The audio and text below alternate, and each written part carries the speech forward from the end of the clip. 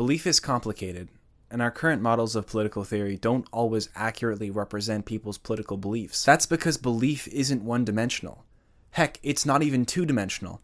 That's why political compasses like this look nice, but ultimately aren't accurate representations of people's political beliefs. If you're not familiar, the political compass is a pitifully simplistic 2D chart that maps people's ideology into a vertical and horizontal spectrum, the vertical spectrum representing state versus anarchy, and the left and right spectrum representing left versus right. The compass obviously has plenty of issues with it.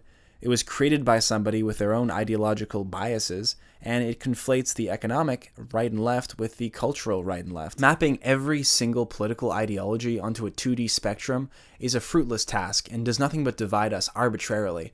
Ultimately, belief is complicated, and it's not something that can just be mapped onto a chart. Unless that chart's in 3D! You think belief can't be mapped to a chart?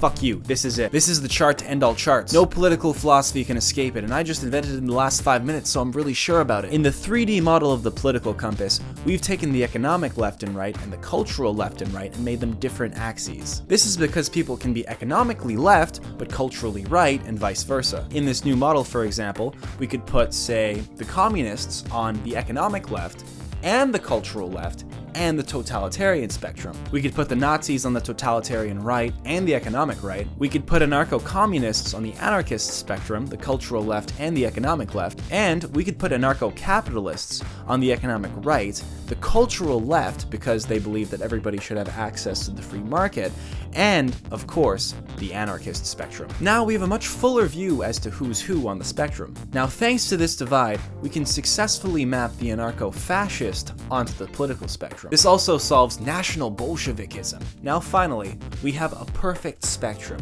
that can map every single ideology flawlessly onto a perfect cube.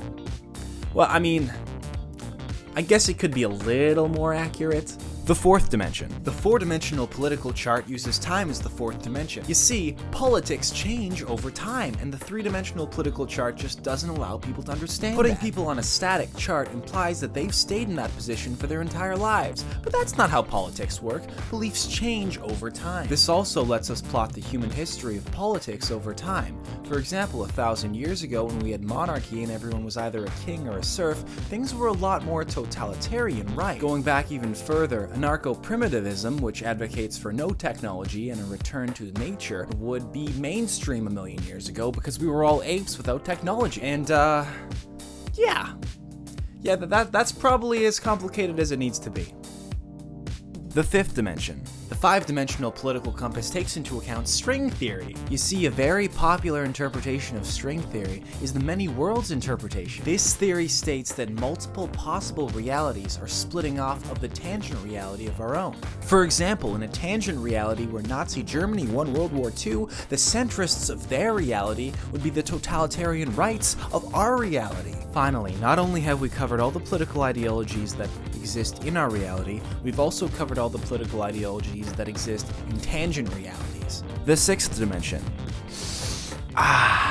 The sixth dimension of political theory further expands on the many worlds interpretation. In it, universes can be formed that have different starting conditions than our universe, creating completely different realities with completely different politics. For example, a sixth dimensional reality might have an existence where gravity can fall either up or down depending on what people believe. So we might have the gravitationalists on one end of the political spectrum and the anti-gravitationalists on the other end of the political spectrum. The gravitationalists believe that gravity should fall down, and the anti-gravitationalists believe that gravity should fall up, and the radical centrists just want to abolish gravity because they're worried about people fighting over it too much. Some people say that makes me crazy. Some people say that makes me think that I'm just trying to map ideologies that don't even exist onto a political spectrum because I'm kind of OCD. But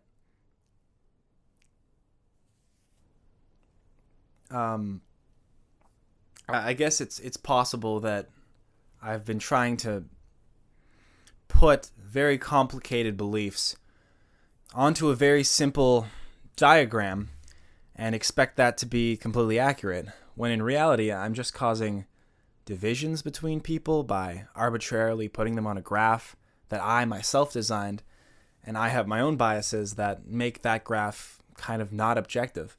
Could it be that people are taking this Buzzfeed style test from 3 years ago a little too seriously?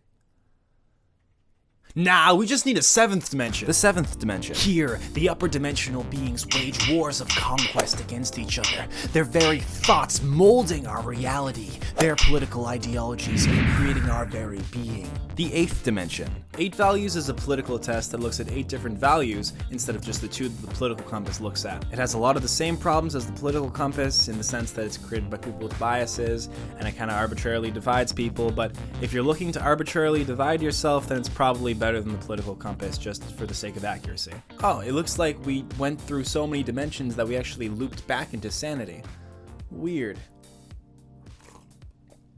I guess we're good now. The 9th dimension. What do we do?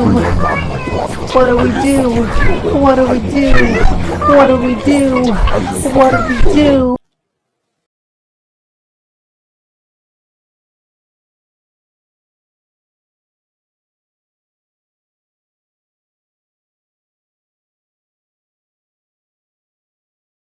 If I could just map myself to a graph, I'd be having a laugh, 'cause then I'd know my path. A whole ideology made just for me and a group of people who see what I see.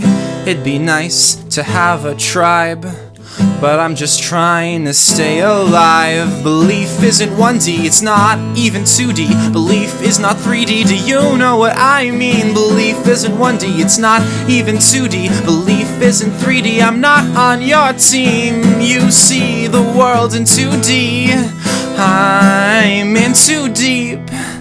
I'm not on your team, I'm not on your team. I just want you to like me. I'm not on your team, but I could be if you didn't see the world in 2D.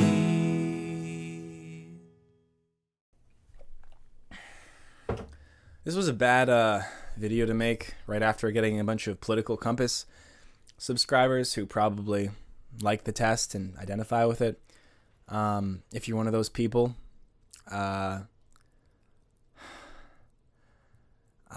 stick around, because I'll eventually say something else dumb that'll make you want to leave, and you can leave then, but I mean, you know, stick around for now.